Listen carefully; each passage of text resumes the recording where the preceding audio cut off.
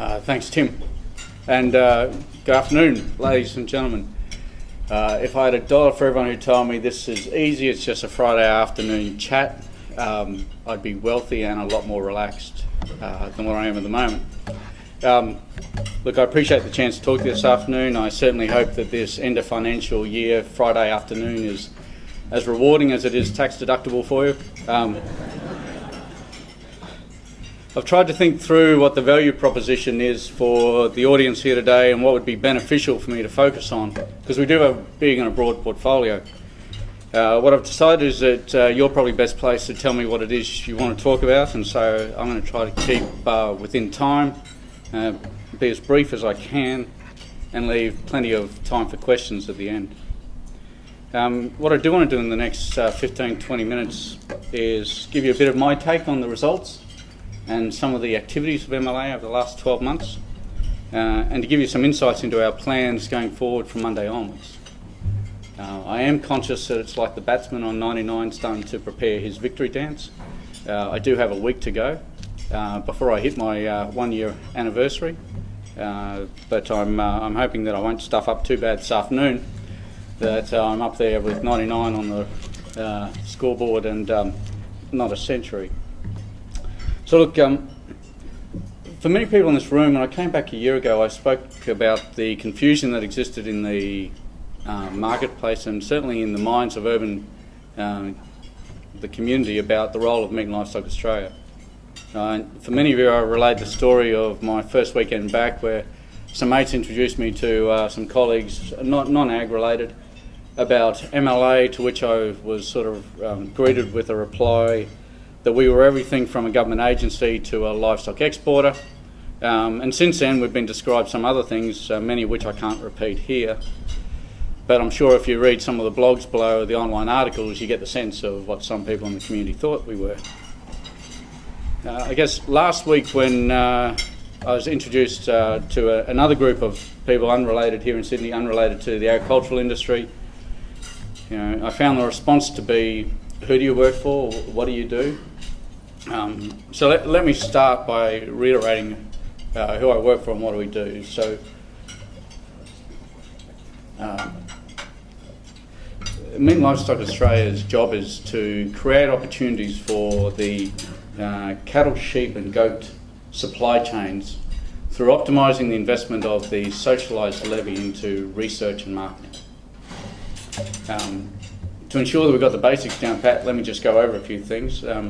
Every time a cattle, sheep, lambs, goats are sold in this country, a levy is deducted by the federal government, and it's forwarded to one of three organisations to provide industry services.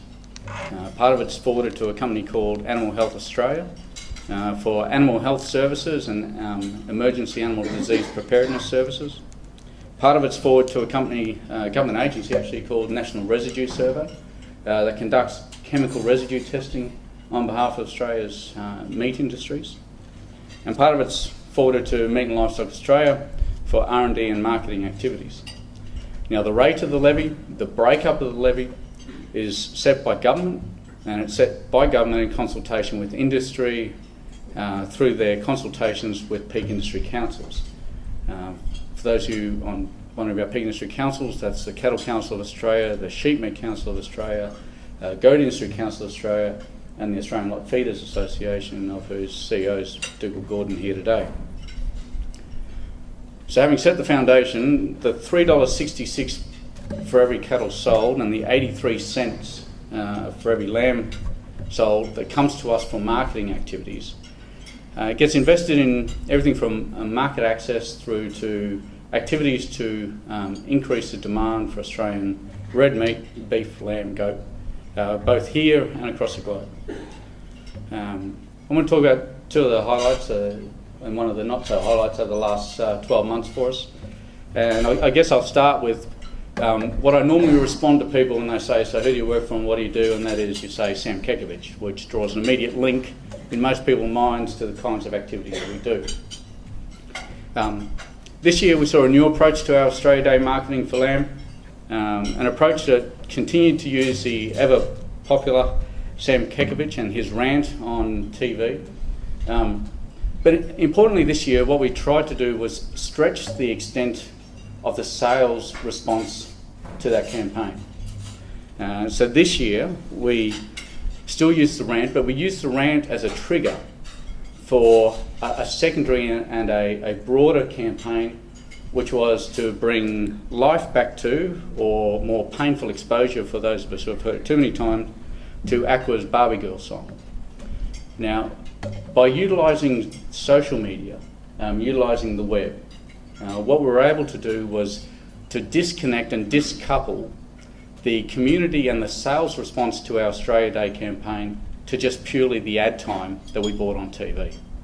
In previous years, our focus had primarily been the scope and the extent of both ad and then PR activity we could generate off the ad. So in other words, how many times could we be reported to the tribunal? How many times could we make headlines in terms of how politically incorrect and insensitive we were being? So this year we were able to add an additional component to that, which was how do we drive people to a backup and a secondary campaign that could live as long as it needed to, as long as the momentum was kept, and hence the Barbie Girl song. It purely wasn't to get Sam into a purple suit, although that was an accomplishment in itself.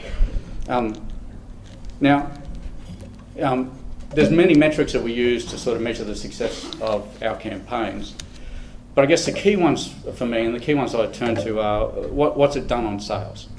And for this campaign, we saw a record 31.7% lift in sales for that week of the Australia Day campaign. But importantly, given what we tried to do this year, was that we saw a continued 13% lift in sales for lamb across Australia for the month following the Australia Day campaign. So we were able to extend the impact of that advertising campaign away from just the previously targeted effort on Australia Day to draw out that sales response. Now, another key message I've been trying to deliver over the last 12 months has been the fact that MMA is all about creating opportunities. The investments we make are about creating the opportunities that rely on individual businesses in what we call this red meat industry, picking up, utilising and capturing. Without individual companies and businesses utilising the opportunities created, it's money not well spent. And so for the Australia Day campaign, the additional component, the part that actually translates Sam Kekovich and Barbie Girl into sales, was the participation of the retail sector. Now, for this campaign, we had over 90% of Australian retailers participating in the campaign by putting up point of sale, by themselves getting involved in playing the ads in store, or some of them singing along to it as well. But their participation, the independent retailers and major retailers across this country participating and capturing the opportunity that got created by the marketing campaign, is what delivers the results that we've seen and continues to be that important connection between our investment in dollars to create an opportunity and the commercial participants in our industry utilising that opportunity to translate it into financial returns.